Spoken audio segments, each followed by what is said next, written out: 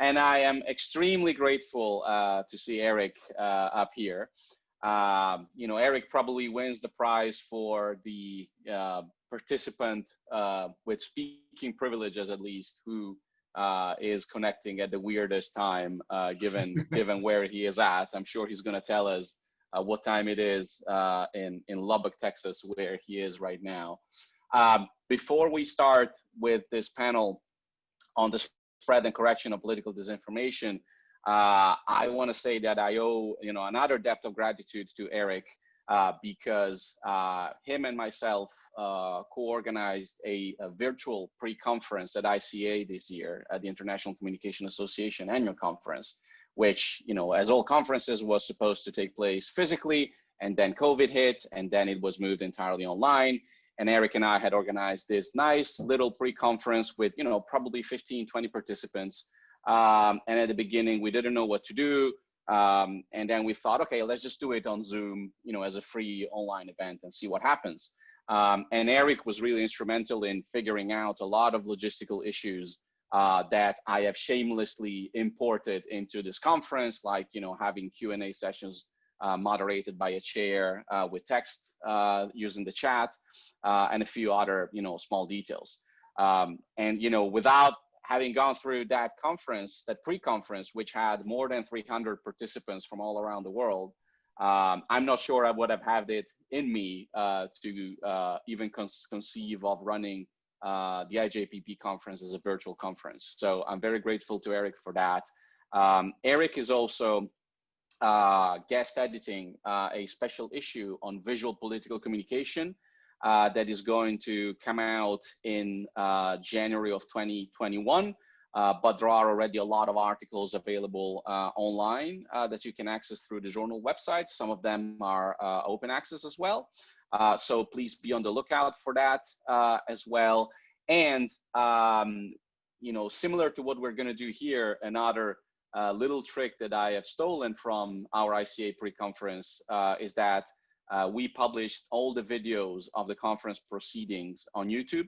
And I'm going to post a link to that in a second. So for those of you who after this conference still want to engage with some interesting panels and presentations on visual politics, you have at least 6 hours worth of materials to dig into after this conference has ended. So with that, thank you very much, Erik, for sharing. We have now more than 100 participants that are connected simultaneously. So over to you. Well, thanks very much, Christian. And yeah, I don't want to take up too much time, but I just do want to reinforce the fact that Zoom is a pretty good substitution for you know, A, either canceling a conference, or B, only having the in-person option. And what I'm hoping, and I saw the announcement for ICA in Denver next year, is that these are going to be hybrid moving forward, so that people have the option to attend virtually, and, you know, maybe at a different rate, I don't know, but it will allow a lot more people, I think, to access conferences and presentations they couldn't otherwise see. So anyway, let's get right to the panel. And we've got 3 presenters, perhaps a little more time per paper. And let's get right to it with the first paper by Sophie, Morosoli, and colleagues on "Do Issue Attitudes Drive the Spread of Disinformation? An experimental study on the interaction with disinformation on social media." And if you can go ahead and load the presentation and then share your screen. Yes. Sophie, that would be great. All right. Can you all see that now? We can see it. Great, thanks, Erik. So I'm very happy to present this study also on behalf of my co-authors. Some of them will also be in the audience by now. And just something up front, some of you might have been at the presentation yesterday from Anna. She presented some results regarding the resilience to disinformation. And just to let you know, there might be some overlaps regarding our slides because we work on the same project and rely on the same data. But without further ado, I'm going to present some first results from our study that covers individual drivers behind the spread of online disinformation. So we all know that all over the world, mis and disinformation is heavily and very easily circulating on social media. And I think that we all have been confronted by it, especially recently, if we think about the pandemic or the Black Lives Matter movement for effect. And the problem of disinformation seems so omnipresent that even the WHO coined the term infodemic, referring to the amount of disinformation that is circulating on social media regarding the coronavirus. But what exactly do we mean when we talk about disinformation, and where can we place it also in contrast to other associated terms? So as you can see here, it lies right in the middle, and there are some overlaps, and we understand disinformation as willfully produced, incorrect and misleading information that serves a strategical purpose and is also harmful. And as I said, it lies also between misinformation, which can be defined as false content, but it's not necessarily there to harm. For example, it's just false by false connection between two facts, for example. And also it lies between malinformation, which only aims to harm, but the information there does not have to be wrong. For example, if we think about leaks and hate speech. But how come that we are exposed to what feels like a never-ending amount of false and misleading information online? And one reason of that is that people share, comment, and like these messages, which makes them reach a large audience, and they can spread them further and further in their network. Previous research has shown that similar people with broad characteristics can be accounted for some of the spread of disinformation. We see that the people are mostly male, conservative, and also have, in general, ideologically, are very extreme in their ideology. Regarding the age, we have some different results. For example, Christian and his colleague found that British men under 45 years of age were more likely to disseminate disinformation or engage with it. And the study from Guess and colleagues found that regarding the US, it was mostly men over 65 years old. But we assume that other drivers play also a crucial role in the dissemination of disinformation. First of all, we think that attitudes towards a specific issue influences the willingness to spread disinformation on social media. For example, if you agree with the message of a post, you're more likely to show support by liking or sharing it. And based on the fact that we see here that similar people tend to spread and share false information, we also suspect that other overriding factors, for example, behavioral aspects independent from issue attitudes, may explain the spread of disinformation. This is why we came up with the following research question. So, is dissemination of online disinformation a general individual profile, we call it, or do specific issue attitudes influence the dissemination? And we built two sets of hypotheses. The first one covers specific issue attitudes and issue salience. We assume that the stronger the attitudinal congruence regarding a specific issue is, the higher is also the willingness then to disseminate online disinformation regarding that issue. Same goes for the issue salience. The higher the perceived importance of an issue, the higher the willingness to disseminate online disinformation. The second set covers the assumption that sharing disinformation is a general individual profile. And we think that individuals that vote for a right-wing or populist party are more likely to disseminate online disinformation, because also previous research showed that populist communication could be connected to misleading information and disinformation. And then secondly, we also think that individuals that show narcissistic or psychopathic personality traits are more likely to spread disinformation online, because these traits have been connected to problematic social media behaviors such as trolling, and we think that we can expand this also on the sharing behavior towards disinformation. And lastly, we also assume that the heavier you are of a social media user, the more likely you are as well to disseminate online disinformation. Now, to assess our hypotheses, we conducted an extensive online survey in 6 countries, namely in Switzerland, Belgium, France, Germany, the UK, and the US. And we ended up with a sample of about 7,000 individuals. The samples were also nationally representative regarding age, gender, and education. And we collected the data within 4 weeks between April and May of this year.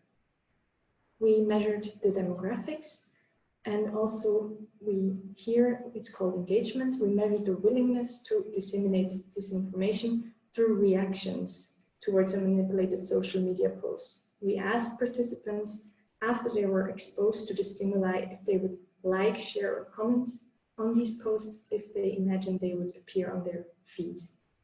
And also we measured additional relevant variables, the scale of the social media use, issue attitudes, issue salience, voting intention for a populist party, and the before mentioned personality traits. To measure the willingness to share disinformation, we presented the participants with these 3 stimuli, covering 3 different issues, namely climate change protests, immigration, and COVID-19. The COVID-19 post claimed that the virus is a bioweapon fabricated by the government of China to harm other countries.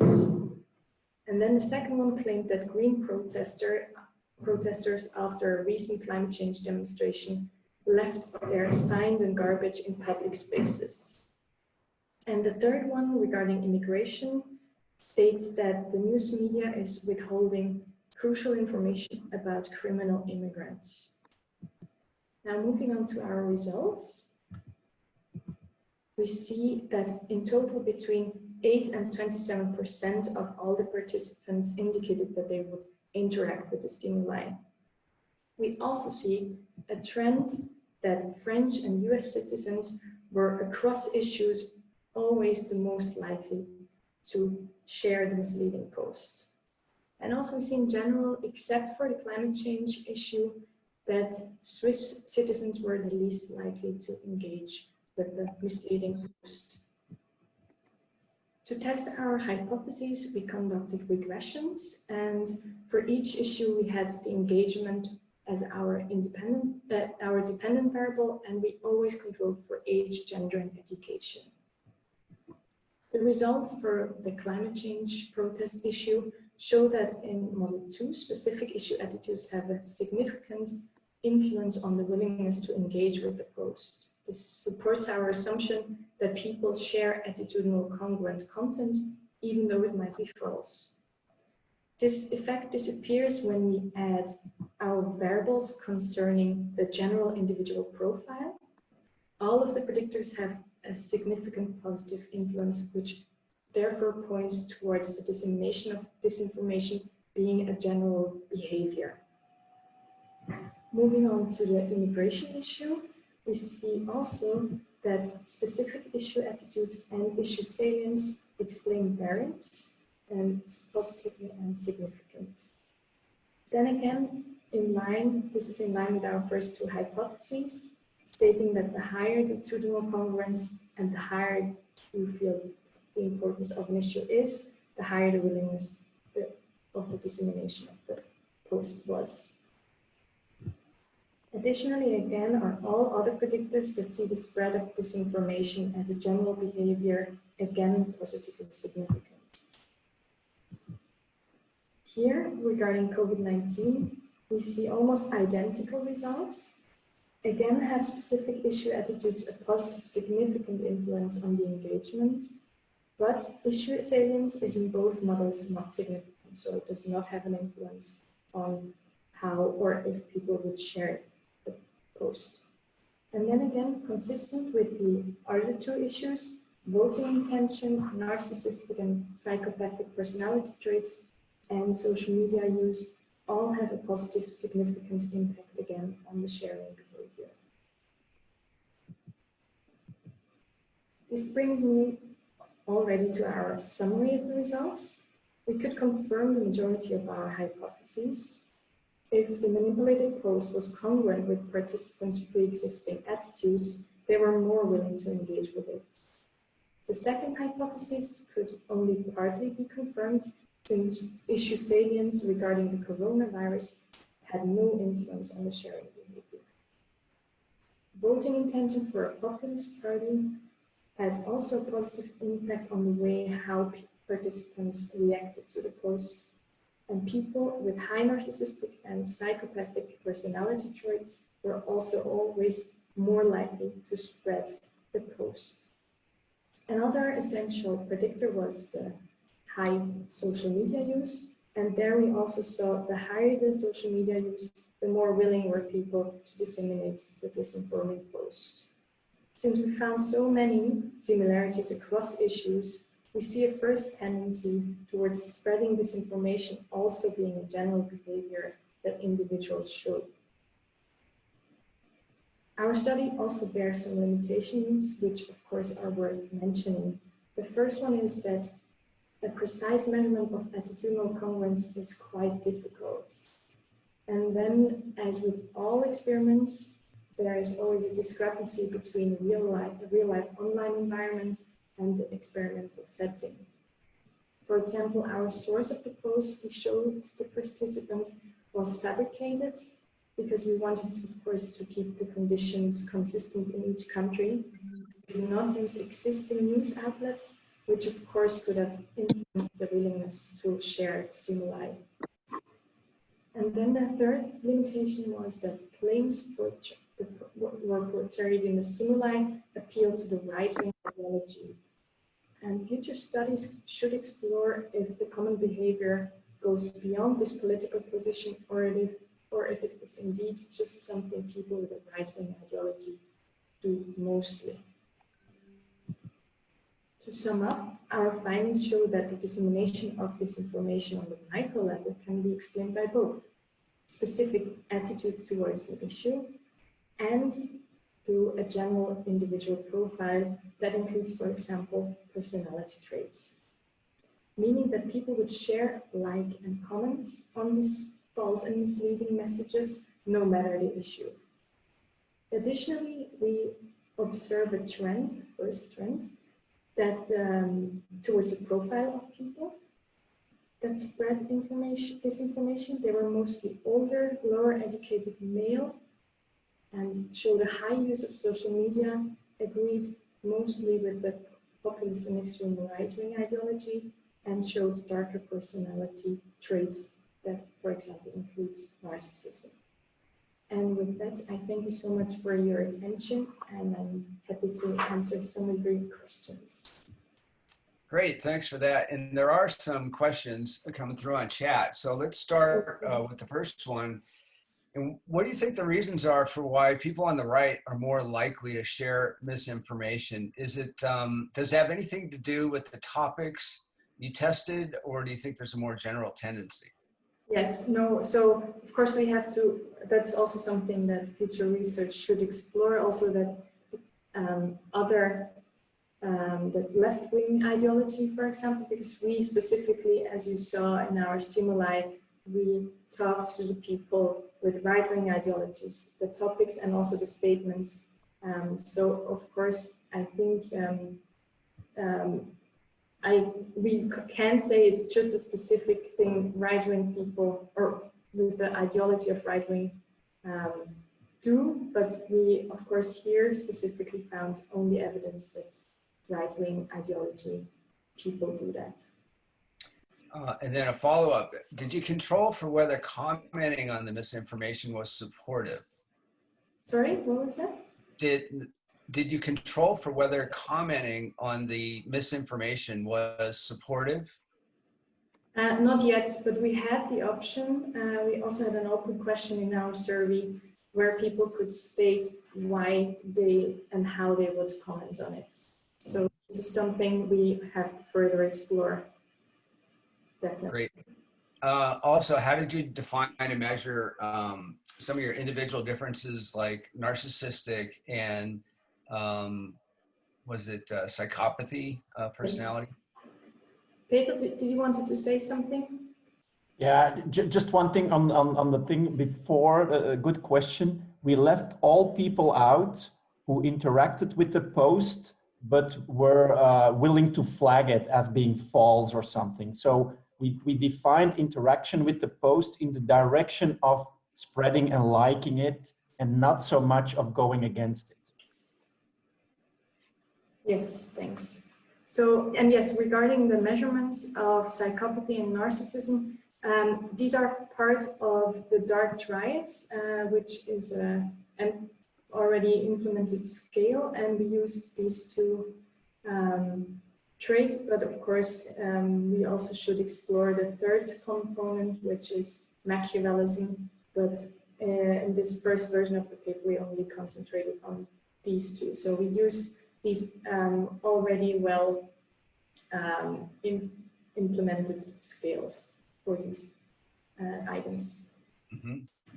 Another question, have you considered testing conspiracy theories or fake news from the left? And do you think that would have a different effect? Would it draw different people out? Yeah, so this was something, so I see all my co-authors make faces. It's something we talked a lot about it, of course. And we now in this project, we went for these three stimuli, but of course, it's very, very important that the left wing should also be considered in future research. Yeah, a brief follow-up on that. I think it's Quickly, we had large discussions on this. Oh, Edda, go ahead. Yeah, I wanted to say the same, Peter. We had a lot of discussions about this, but one thing we did to choose our stimuli was looking at fact-checking websites in all these countries to also ensure external validity. And the disinfo examples that you find that really go viral in most countries are related to a conservative right-wing political agenda.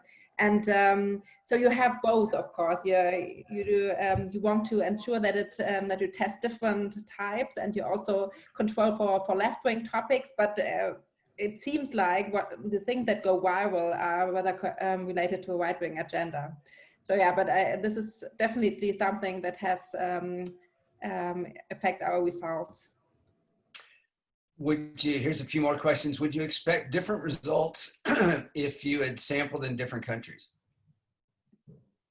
Well, I think so, yes. But so the reasoning behind why we sampled these countries was, first of all, there is a huge focus on the US regarding this misinformation and fake news. So that's why we also chose other Western countries, because they are, if you saw the presentation of Anna Staender yesterday, it has something to do with the concept of resilience that Peter, Edda, and Frank came up with.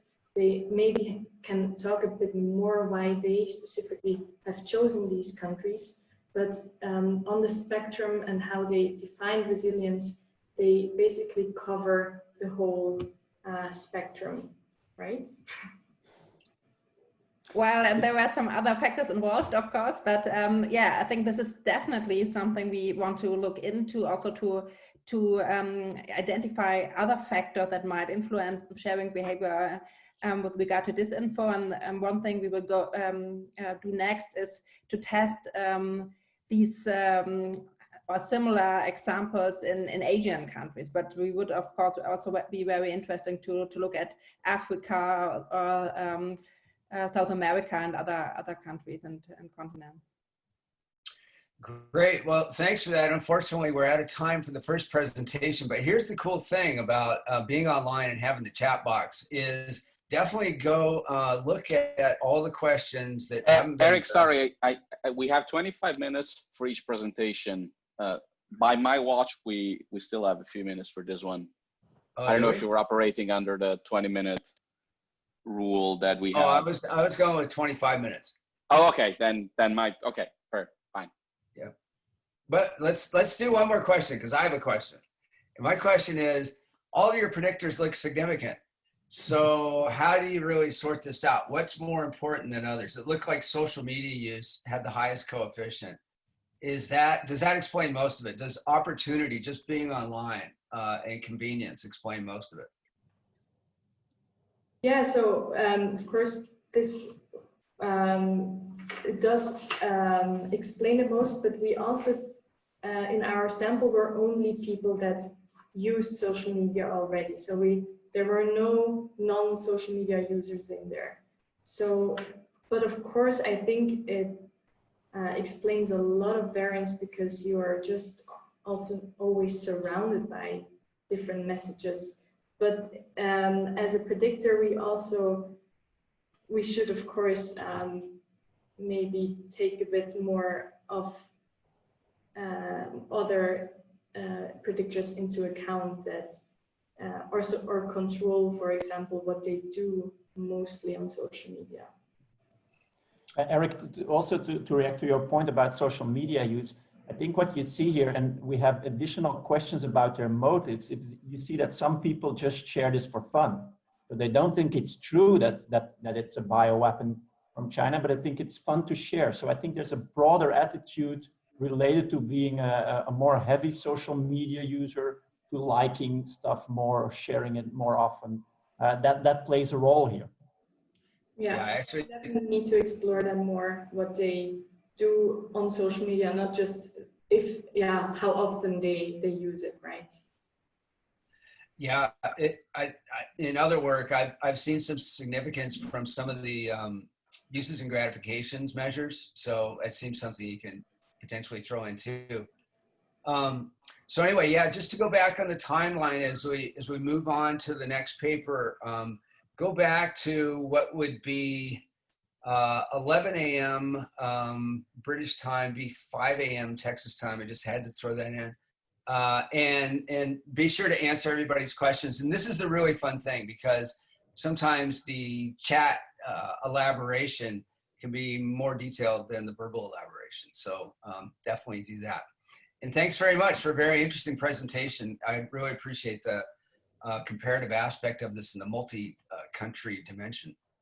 So good work.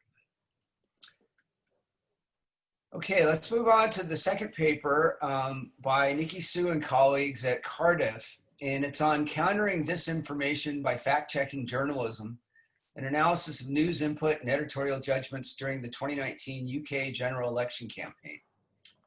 And again, if we can call up the presentation and share your screen. We will do.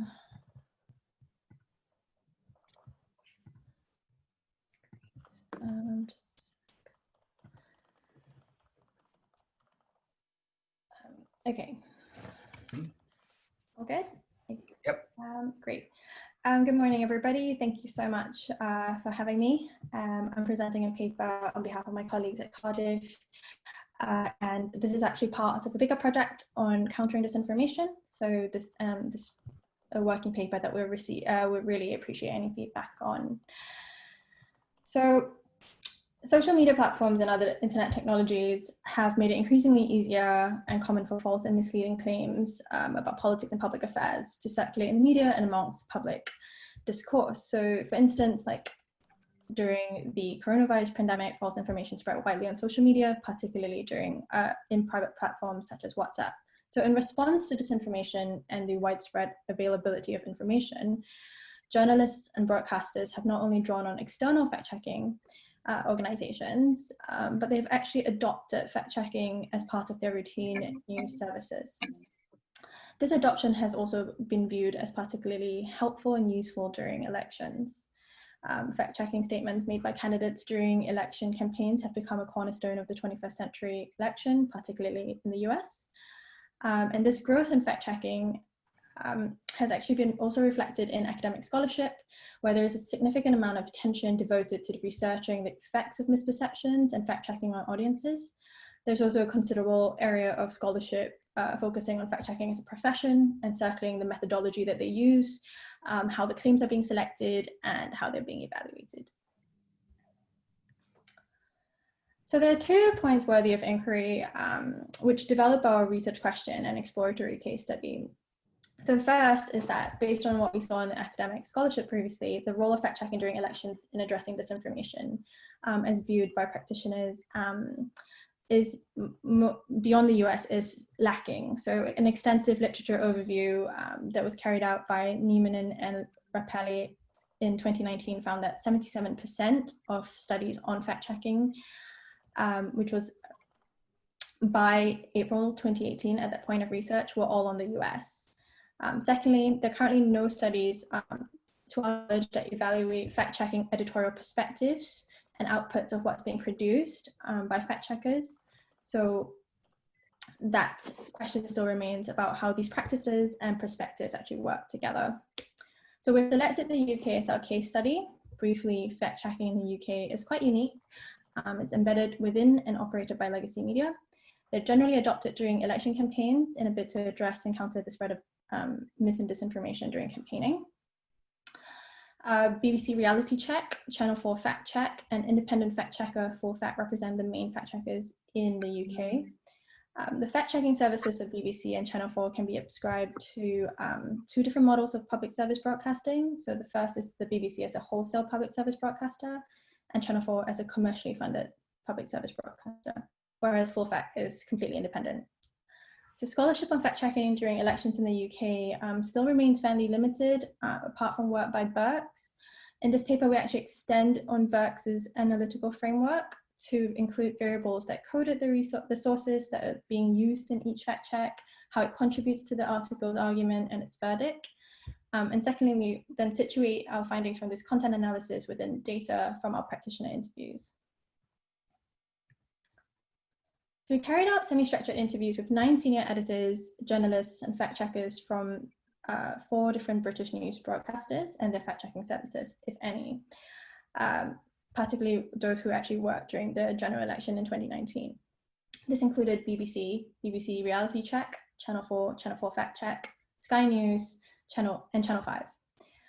So questions that we asked during the interview included things like how they define disinformation, the role of fact-checking in addressing disinformation, and the typical practices and processes when it came to actually investigating claims. We also developed a rigorous content analysis study that would not only just quantify the agenda, but the character of coverage. So similar to previous studies, we investigated individual claims that were being scrutinized in the articles, but actually took it a step further, considering the kind of sources that were cited, as I mentioned before, and also evaluated the degree of challenge that was being done in explicit detail to these claims. So our analysis examined these 3 sites over the campaign period from the official start, so from 6th of November 2019 to polling day, which was 12th of December. We generated a total of 238 items from the 3 websites, but only 213 were election related. 1 full article was used as a unit of analysis. And this was coded according to a number of variables, whether it was election or non-election, election topic category, overall outcome, format type, and all these variables achieved high intercoder reliability scores according to Cohen's Kappa coefficient.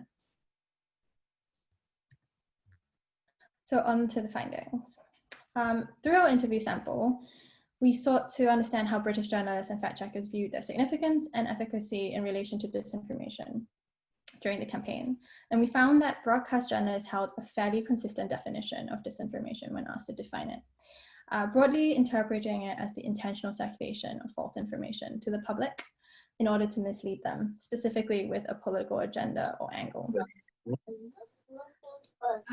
They also shared that they saw that the presence of disinformation during election campaigning is not something new, as you can see from the quote from Rupert Carey, who's the BBC Reality Check editor. But what was new is the current speed and extent that it was being spread. So it was calling for more alert journalistic practices, such as fact-checking. I think more specifically, this importance of the fact-checking roles in addressing it actually emerged.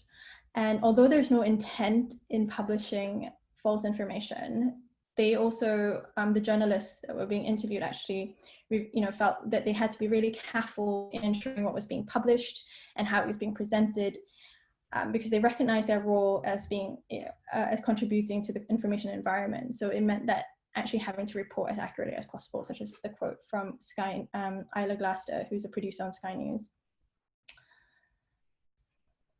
who said that they need to be careful in how they report disinformation because they don't want to end up being a tool in somebody's campaign when it's not really their job. Furthermore, for all interviewees, like fact-checking was viewed as a typical practice and outcome as they were reporting on the election, but a stark difference that came out actually was the type of resources that were actually available to them to routinely fact check.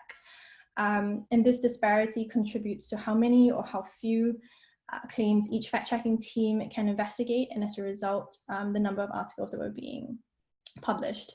So for the BBC Reality Check team, they were actually made a permanent part of the news team in after the 2017 UK general election, and they sit alongside their colleagues in BBC Analysis and Research. They actually received an increase in funding, which allows their team to not only have 13 editors and fact checkers, but have international fact checkers in Africa and India as well. So they actually have been able to extend their work to international fact checking.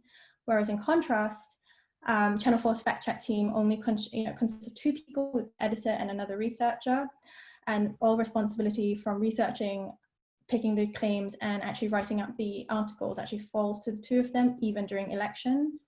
So although this does not necessarily impact the quality of their research and their fact checking, it does mean that they publish far fewer articles and look into far fewer claims. So over the period of the election campaign, Channel 4 Fact Check only published 23 articles compared to BBC Reality Check's 93, and the independent Full Fact, which published 98 articles. So all journalists are also agreed that the fact-checking process is really tricky from the beginning, so having to select which claims to investigate, as well as the kind of sources to use.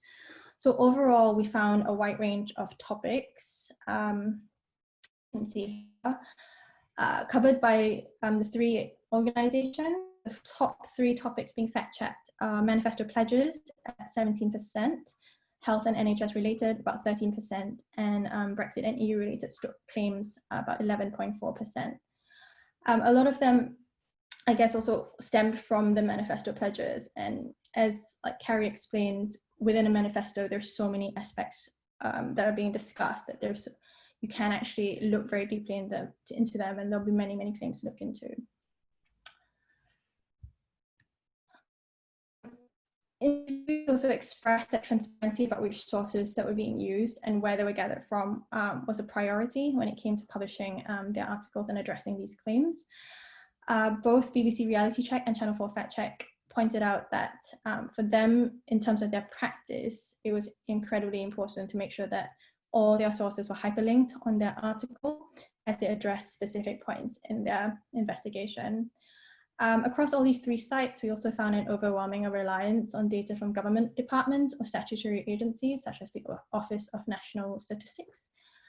This is followed by sources relating to politicians or political parties, and then think tanks. On average, there are about 2 to 3 claims being used in a single claim article, which is an article that just investigates 1 claim, and 7 sources cited in multiple claim articles, where it's either they break down a very large statement into smaller claims to investigate, or they've collated a series of claims that are related to each other and address them in 1 article. So again, having like this different formats reveals like different practices as well.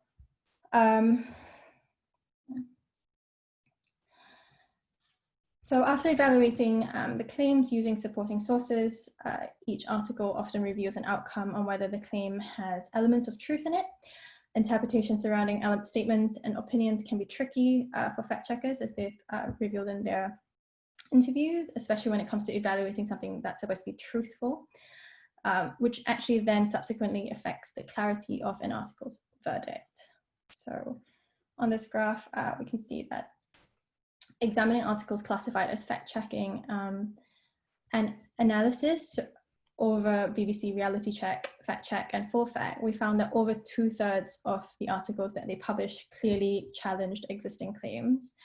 But across the three sites, 21%, 17%, and 18% of articles analyzed across Reality Check, Fact Check, and Full Fact were found to have unclear verdicts respectively.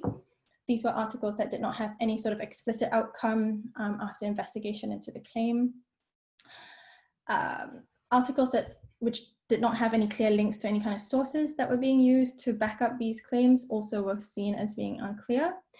And finally, the remaining articles that were found to verify the claims made up approximately 12%, 4%, and 17% for the three organizations respectively as well. And here we refer to verification of claims to mean that investigation into potentially suspicious facts or opinions were later then found to be accurate.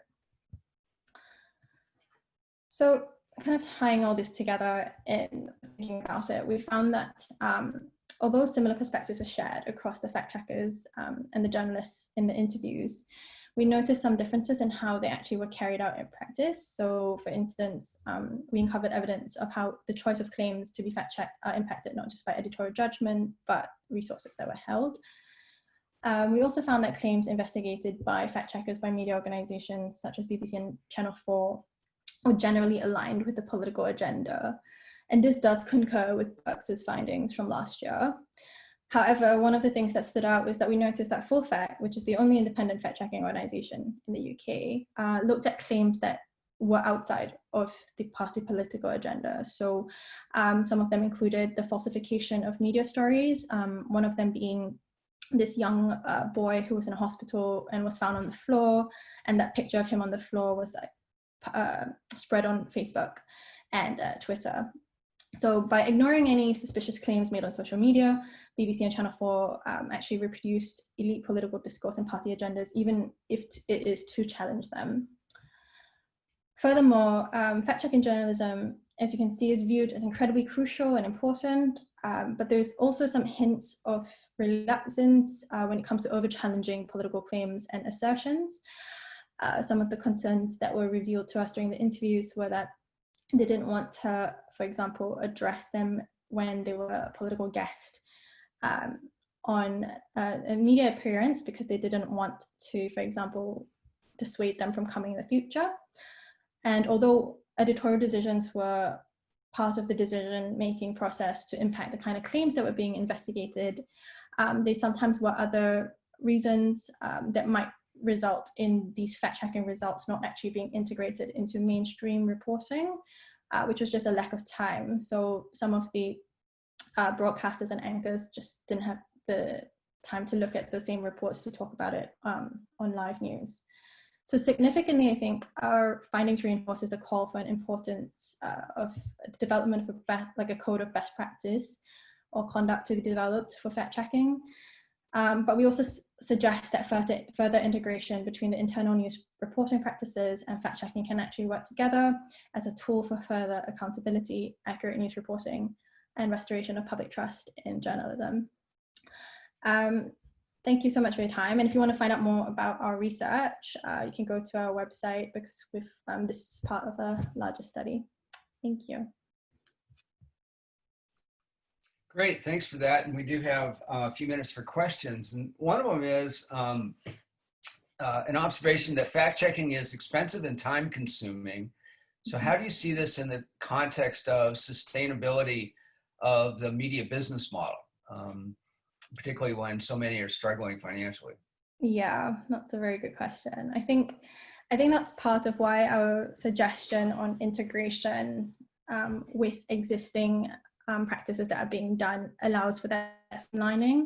So I think like one of the reasons we mentioned the resources in our findings was that you could see the disparity between different organizations, one having a lot of resources, one not having any. It not only just affects like the kind of work they can do, but like exactly what you say, if they're struggling, and that might be the first one to go because that's also like something that's in addition to existing practices.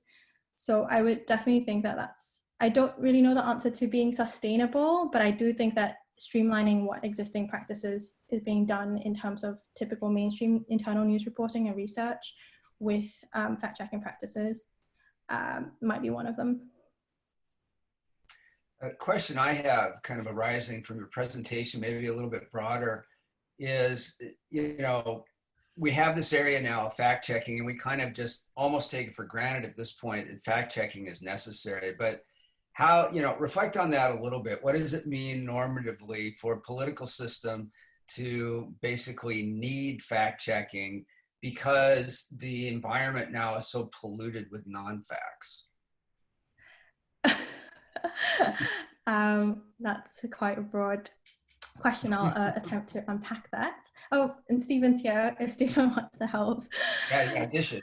You tempted me in, Erik, so I feel like I've got a comment too. But Nikki, do you want to have a first go?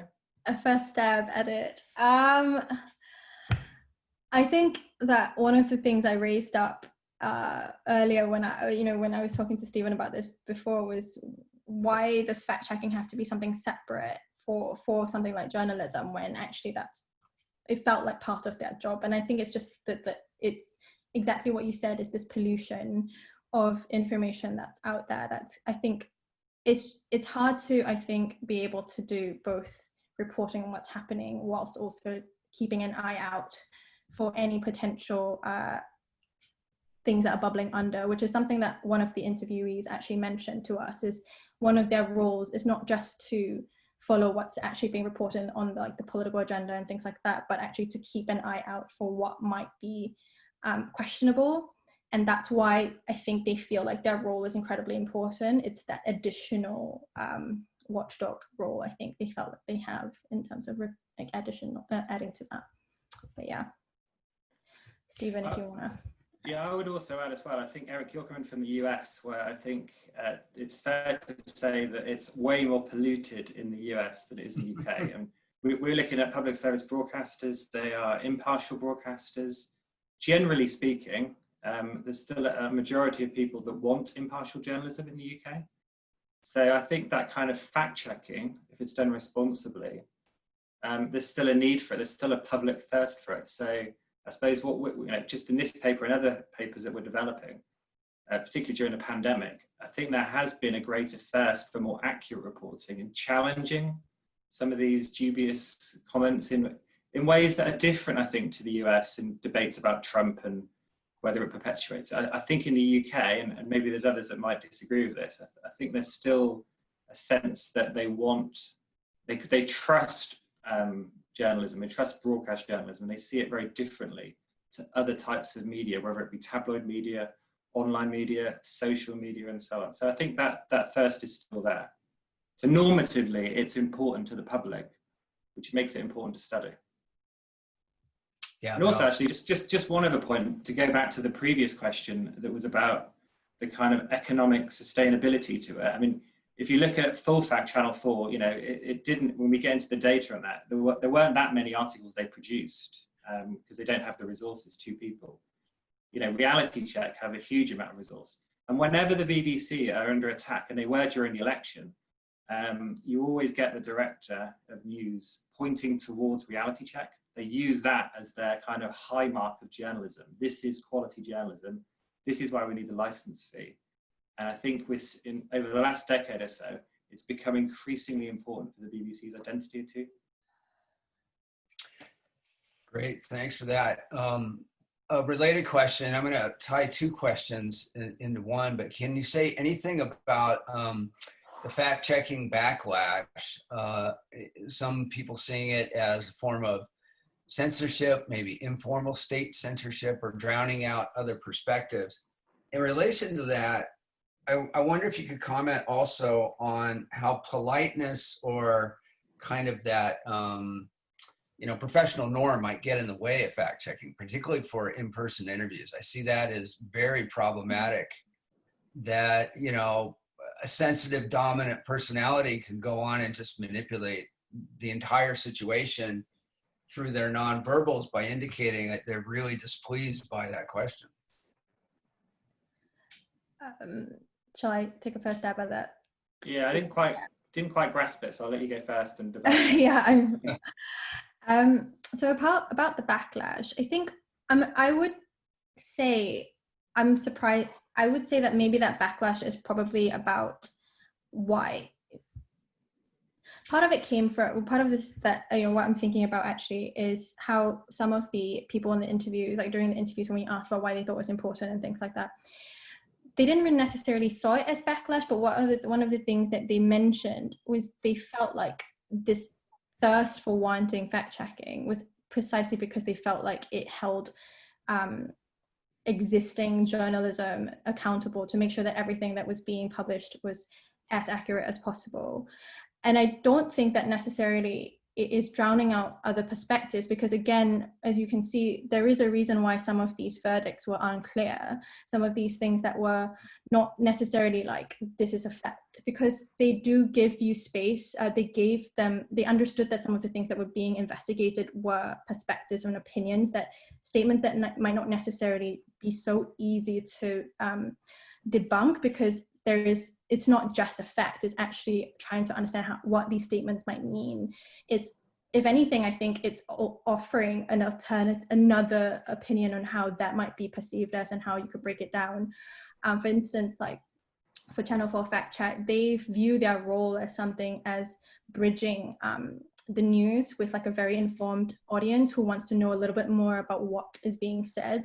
So rather than backlash, I feel like these are the people, they're actually helping to furnish more information about some of the things that might be reported, and actually providing additional perspectives rather than drowning out other perspectives. And that's what I would probably say to that.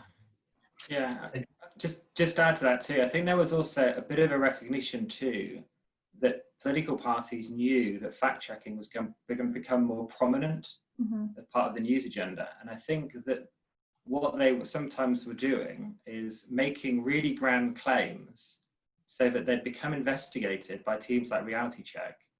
And most people wouldn't necessarily hear all the nuances behind the debunking of a particular fact check. All they'd hear, I'll give you one example.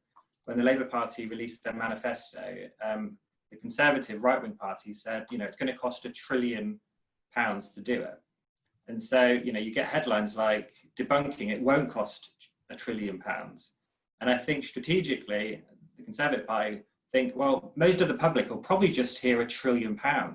They don't trust the Labour left-wing party to do this. So it's in our interest to just make a really wild claim. And then normatively, isn't it great that a public service broadcaster tries to debunk that, but they debunk it in a way that actually perpetuates something that isn't accurate. And that's where it gets very complicated. And we pick that up with our content analysis of unclear verdicts. And you get that apprehension when you speak to journalists and to fact checkers too, about are they pawns in a bigger political game here? One other question. I'm sorry. I was just going to say it probably points to the limits of fact checking, that's all.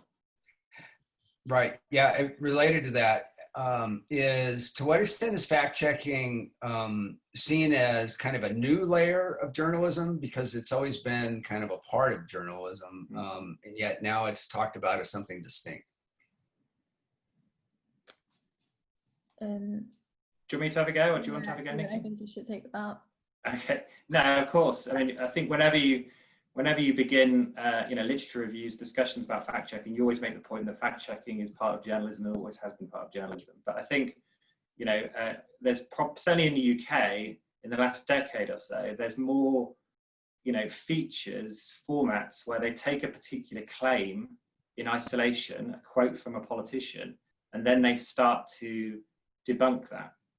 And sometimes I think that works, it has worked well in the past, certainly in written form, online, social media. But I think what's become slightly more effective is in broadcast interviews, which obviously reaches a lot more people, and the kind of playback mechanism where you get, a year ago, a particular party and politician claiming one thing, they're going to do X, Y, and Z. And then, 6 months, a year later, you can show them that they're doing the exact opposite. And it's that kind of, I think, more rigorous, let's take them at their public record, let's hold them to account and try and do it in quite a sustained way.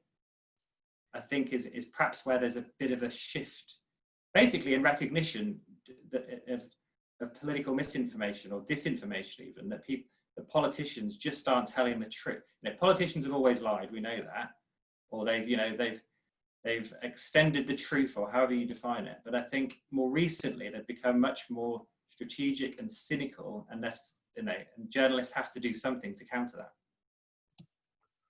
Great. I mean, these are fascinating issues, and this is a very interesting project.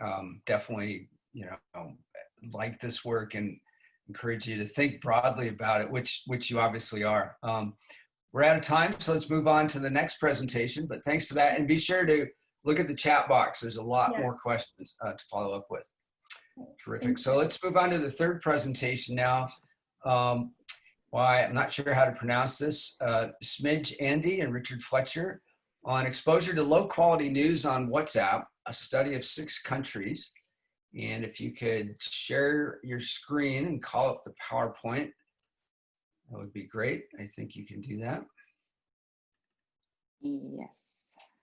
There we are. You can see it, right? Yep. Okay. Thank you, Erik, and I appreciate the effort in pronouncing my name. I'm Simge. I am a postdoc at the Reuters Institute, and this is a work in progress. And as you can see, the title has changed. So the scope of the analysis. Today I will be talking about exposure to low quality news on WhatsApp, a study of not 6, but 37 countries. Let me just do this, yes. So why are we interested in this? We are interested mainly in closed messaging apps, but more specifically for this research on WhatsApp, because these apps are now increasingly used for communication and information exchange. They're very popular in several countries in the global south, especially to access news, like in countries like Brazil, India, Malaysia, Turkey. WhatsApp is increasingly becoming part of the news site, the daily news site. And unfortunately, as if you're using WhatsApp, you know what I'm talking about. Not many people are immune from receiving all sorts of false information on WhatsApp. You may have received audio recordings, images with captions that claim something insane. You may have received like videos, links to false news articles. It's like nobody is immune from this, unfortunately. And even WhatsApp itself is trying to find solutions, like such as limiting the number of people that users can forward certain types of information, or they're trying to educate people by trying to give them certain guidelines. And during the peak of the pandemic, I remember that there was a service that you could ask directly to WHO. You could just ask them about certain claims. It was a very robotic version of it, but they're also trying these things, different solutions. And it's really tricky to study WhatsApp and what's going on WhatsApp and other closed messaging apps, because of mainly the encrypted nature of these communication tools, which means that we can't really understand what's going on or what people are talking about, what they're sharing. Nobody can see it unless you are either the sharing party or on the receiving end of that communication. And another challenge is, of course, there's no like certain timeline, news feed sort of timeline like on Twitter. People are usually communicating with their close networks like family and friends. So again, once again, like our current tools for analyzing data from social media sites like Twitter, which everybody does quite easily, they don't work well, at least these days. I mean, at least now they don't work well on WhatsApp. Which brings me to the subject of how can we study WhatsApp in these times. And there is some research, emerging research. For instance, there are survey studies mostly done in single country cases. Like, for instance, there was a recent study recently published that showed that people are reporting that they share misinformation. but they're also occasionally corrected by others on WhatsApp. And then we also see some studies of public groups on WhatsApp in which researchers just join the groups using digital ethnographic tools. And then sometimes this is combined with computational analysis of image and text analysis. What we usually see, just because of these limitations posed by the nature of WhatsApp itself, is that most studies are currently focusing on single cases. And these are, it looks like these mostly focus on Brazil and India. So we are trying to contribute to this emerging literature by trying to answer this question: how does using WhatsApp for news influence self-reported exposure to misinformation? And we're using data from the 2018 digital news reports. And this is an online survey conducted in 37 countries with more than 74,000 respondents. And what we're looking at is, we're looking at three types of low quality news, as we call it. One of them is self-reported exposure to made-up news. The other one is exposure to poor journalism. And the third one is exposure to spun or distorted news. And I put self-reported in front of every one of these just to emphasize that this is a survey and there may be biases associated with how people think that they're exposed to these types of low-quality news. I will discuss this later on. But I just want to emphasize that we're not trying to say that there's a lot of these types of low quality news on WhatsApp. We're just reporting what other people report. And we're just looking at our main independent variable, which is using WhatsApp for news, another binary variable. And then, of course, we're controlling for a bunch of variables, including demographics like age, education, gender. We're also looking at how we're assuming that trust in news in general might have an association with reporting exposure to different types of low quality news. So does interest in news. We are measuring, we're controlling for political ideology and frequency of news access, as well as using other types of online news sources like social media, included like Facebook, Twitter, YouTube for news, as well as news aggregators, search engines, and keywords. And on the national level, we are controlling for the percentage of internet penetration, given that this is an online survey and some of the countries that we are studying do not have high internet penetration levels. And for our analysis, we're using a multi-level binomial mixed effects model, accounting for the fact that our respondents are clustered within their countries and that WhatsApp usage for news may vary in these contexts. So just to give you an idea what we're dealing with, this is the list of all the countries in the sample. And what we see is a 16% use on average for WhatsApp for news in our sample.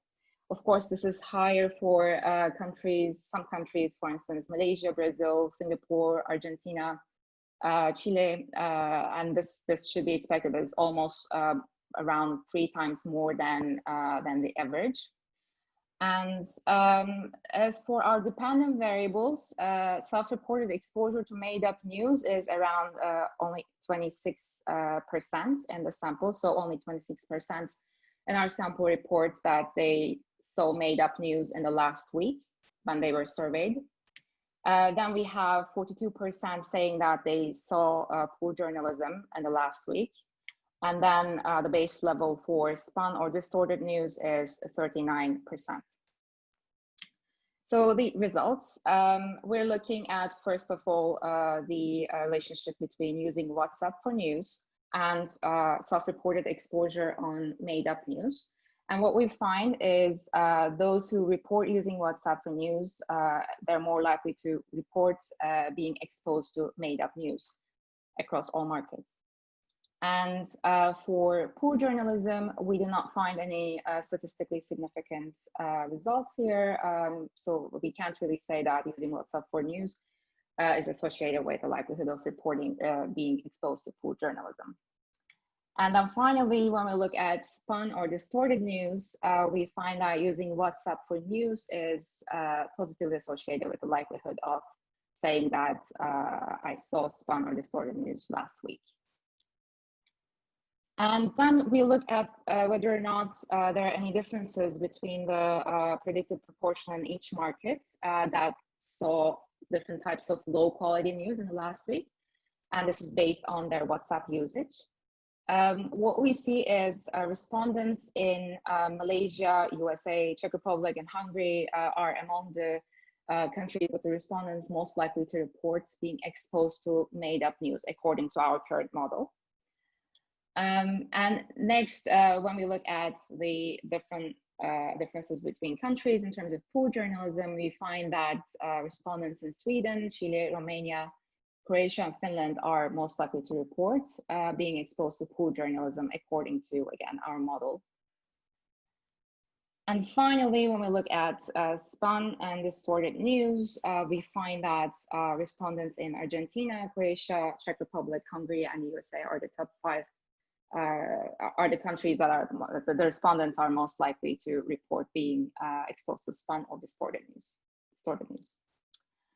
Finally, this is a work in progress. It's an analysis in progress. So, but I will still emphasize the major limitation we're facing here. Obviously, because of the reasons I mentioned in the beginning of the presentation, unfortunately, we're not reporting here the actual exposure to different types of low quality news on WhatsApp. Unfortunately, we don't know that.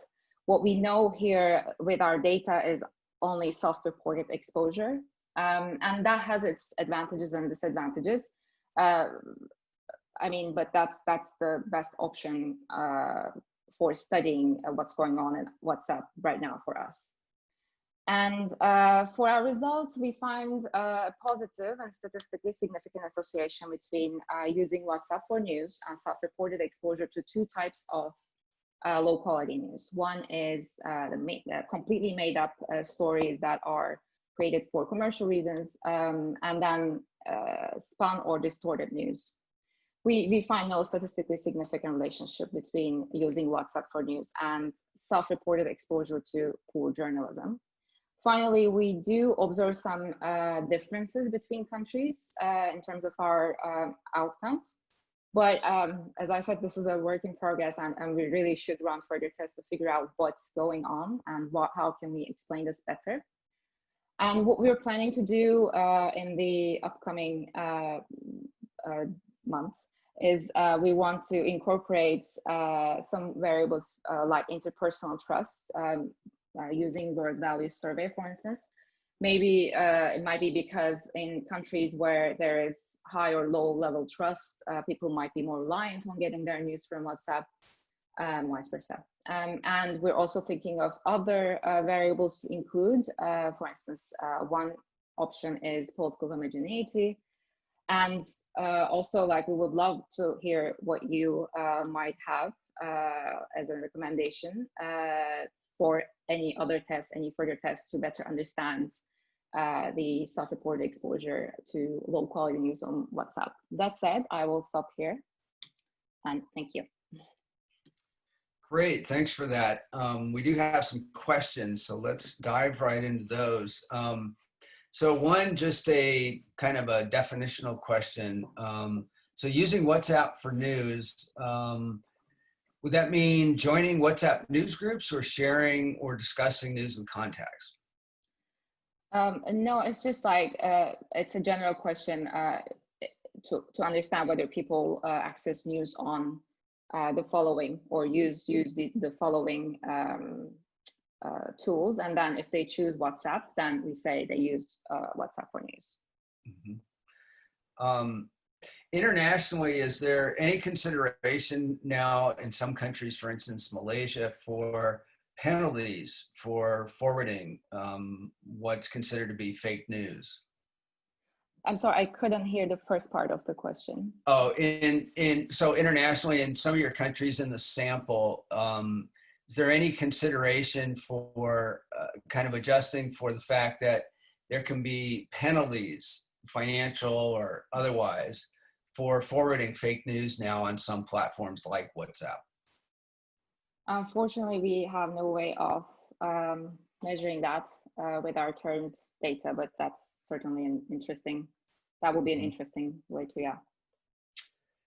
Here's another one. Do you have any thoughts about what people consider to be poor journalism? I was wondering about that myself. It's an interesting phrase. Yes. So we didn't give detailed explanation as far as I can remember. It's just what people understand from poor journalism. This is, again, this brings me to the limitations of course, survey research. So we are reporting what people understand for journalism, and if they think that they're exposed to that sort of poor journalism, whatever is there in their mind, then they report it. But it's not like a clear-cut definition.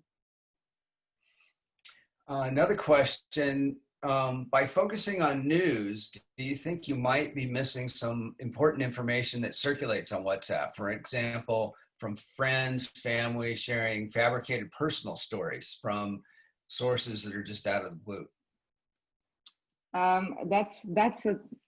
We discussed this a lot, and we were torn for quite a while. So because many people, as said, like many people don't share news, like news as we understand it, like online news as thumbnails, for instance, but they share rumors, they share audio, whatever. So we, in the end, we opted for using WhatsApp for news because it is a clearer definition. And if someone is saying yes to that question, then they probably have an idea about what they're talking. And if they just use the WhatsApp for general purposes, WhatsApp usage for general purposes, there might be more noise involved in that. However, we are running robustness checks, just using a more general purpose WhatsApp usage variable. And the results seem to hold for all the models so far, but I haven't really looked at whether there are any meaningful country variations, so to speak. But that's a very valid point. Yeah, there's a lot of issues when you have particularly like a private app where you have to be in a group and you can't really see the content. One person asks or suggests in a future research design, could you ask participants to forward some of the news items that they're seeing or take a screenshot of it? But that's in the chat box. Another question, is there any correlation between how popular WhatsApp is in a given country and some of your outcome measures? So, you know, whether that's number of users or some other metric. We are accounting for that fact. So we are in our model, we are allowing for WhatsApp news, WhatsApp usage, level of WhatsApp usage to vary according to the level of usage in the country. And as you can see in the predicted proportions charts, I mean, there are some differences. And in some countries where we see a higher usage, for instance, like Malaysia, we also see that the predicted proportion who would say that, yes, I saw made up news, it correlates with that, but we didn't run like very dedicated statistical analysis yet. As I said, this is like in the very preliminary phase of the research yet, but that we will definitely check for all that. Yeah, there's some good suggestions on the chat. Here's one. Did you control for respondents' media literacy levels? So that'd be really interesting to include in the model, particularly over this question about, well, what were they actually forwarding, and their own conceptions of poor journalism, fabrication, distorted news, that kind of thing. It'd be really interesting to see that. And yeah, I think the 28. Sorry, media literacy would be a good measure to add, probably, because, and I think we could add that. Yeah, thanks for that. There's kind of a bigger question, thinking more broadly about WhatsApp. Do you think it's a platform we should be particularly worried about? If you're asking for my personal opinion, yes and no. Yes, because we don't know what's going on there. But at the same time, it allows people to communicate in a private manner, which is crucial for countries where there's a lot of censorship and where there's with authoritarian regimes. It allows people to disseminate news that would be considered, for instance, that would be probably candidate for censorship, like in countries like, I don't know, Turkey. This is a crucial lifeline for disseminating opposition news. So yes and no. But this is my personal opinion. Right. So there's more detail within some of the questions that I was able to get to. So definitely follow those up. I think we're just about out of time. And my host says we should probably stay on schedule. So with that, let me thank all the panelists and everybody watching virtually, and particularly to people asking questions to make this more interactive and dynamic. Really good panel. Thanks very much.